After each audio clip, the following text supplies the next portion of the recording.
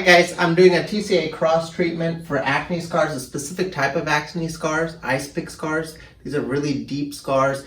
Most of the lasers and energy-based devices that we use don't get deep enough to treat these scars. Basically what I'm doing is taking 100% TCA, which is an acid, and using basically a toothpick-like device to just put the acid into the depth of the pore or scar.